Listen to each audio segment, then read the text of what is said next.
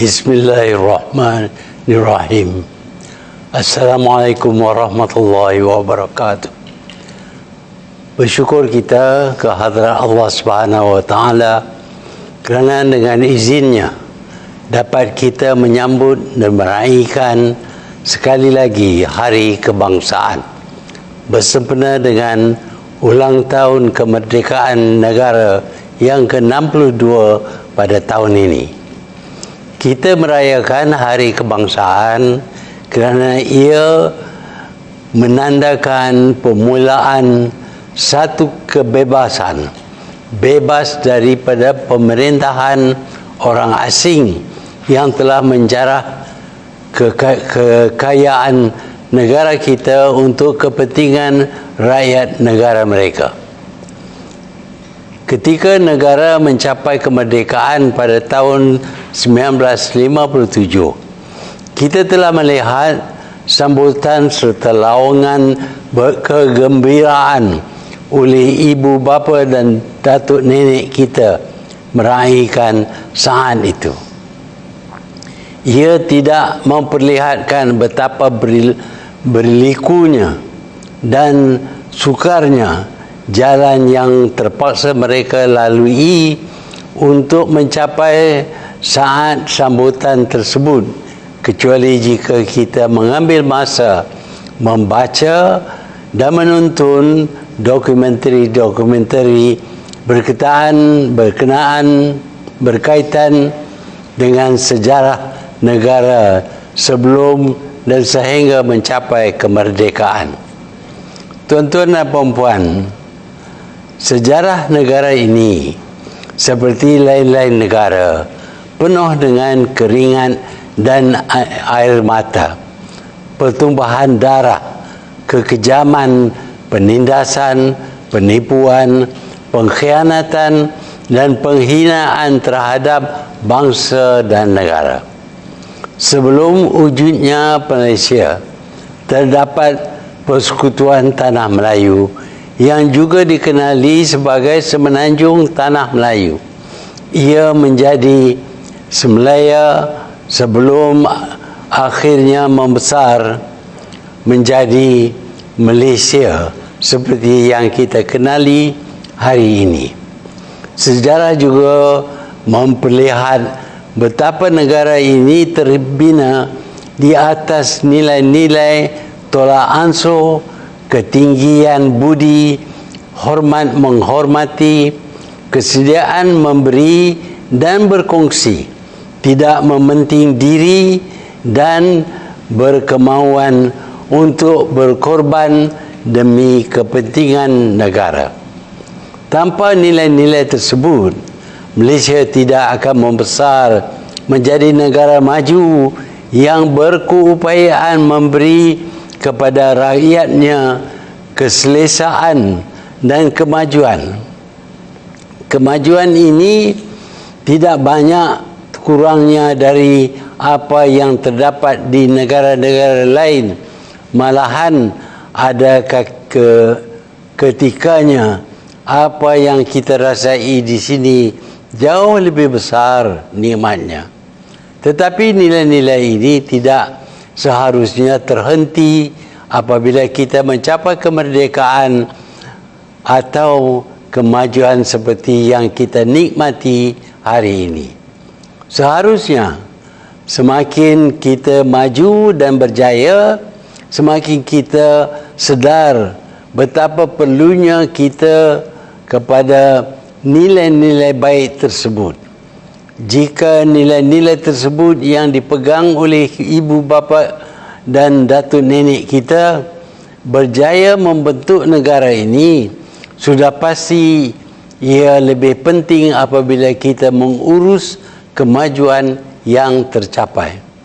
Malangnya, jika kita lihat di sekeliling kita, di dalam kita hanya hanyut dengan kemajuan komunikasi dan digitalisasi, nilai-nilai yang baik ini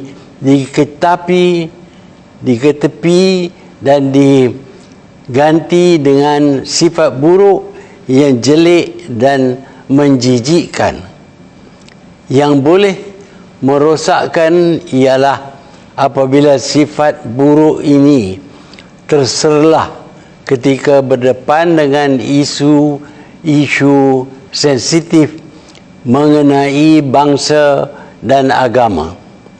Ketika mempertahankan agama dan kaum masing-masing, penghinaan dilaku terhadap kaum dan agama lain sehingga menggunakan kata-kata nista dan kesat pasti menimbulkan kemarahan dan keresahan.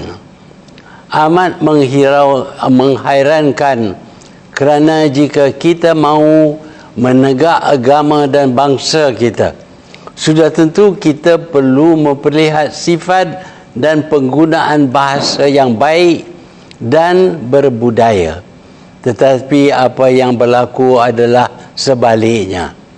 Tuan-tuan dan puan-puan, saya amat mengharapkan ketika kita menyambut kemerdekaan ini, kesemua rakyat Malaysia, tidak kira apa agama, bangsa dan budaya, akan dapat mendalami diri masing-masing dan mencari semangat setiakawan dan kenegaraan yang membantu kita capai kemerdekaan dan membangunkan negara sehingga menjadi negara yang berjaya. Kita perlu bertanya, apakah kita sudah tidak lagi peduli terhadap masa depan negara di dalam mempertahan kepentingan sempit bangsa dan agama masing-masing? Sesungguhnya, jika kita benar-benar ikhlas, kita akan sedar betapa besar nikmat yang ada di dalam negara kita ini. Jika kita mempunyai kesedaran itu, kita akan mencari jalan dan berusaha sedaya mungkin untuk mempertahankannya. Jika itu tidak memadai, mungkin kita perlu lihat betapa negara-negara yang pada satu ketika tidak begitu lama dahulu menikmati kekayaan dan kemakmuran yang menjadi impian negara lain. Hari ini negara-negara itu musnah dan rakyat mereka menjadi pelarian di negara lain.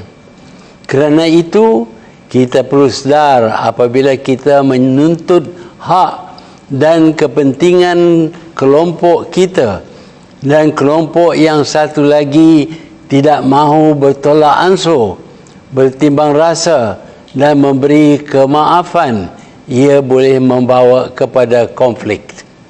Tuan-tuan dan puan-puan, dalam usaha memajukan negara dan rakyat, kerajaan sedang menumpukan usaha kepada pelaksanaan wawasan kemakmuran bersama dengan matlamat menyediakan taraf hidup yang wajar kepada semua rakyat Malaysia.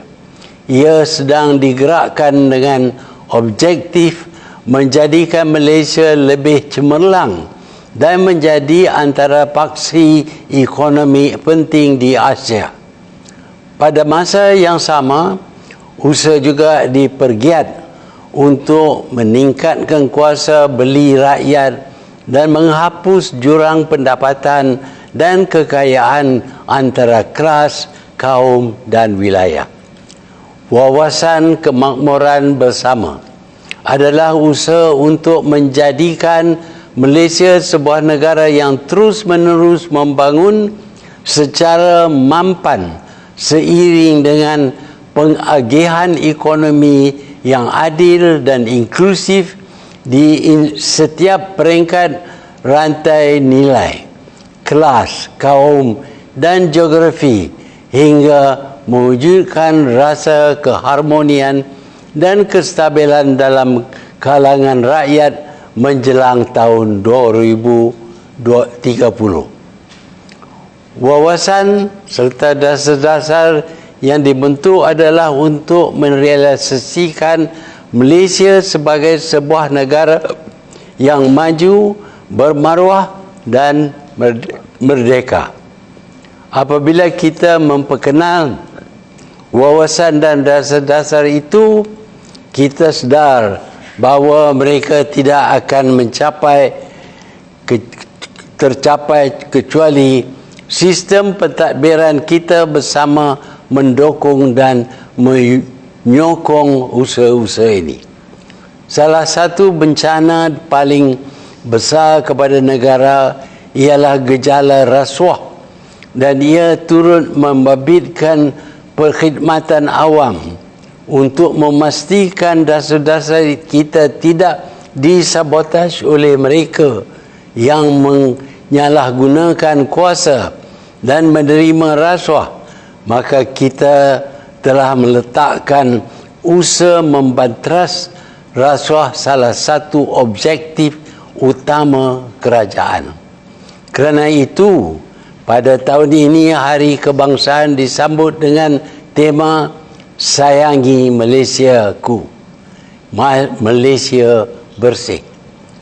Yang kita harap adalah membersih negara dari amalan rasuah yang mampu menggagalkan usaha untuk memberi kemakmuran bersama kepada semua rakyat.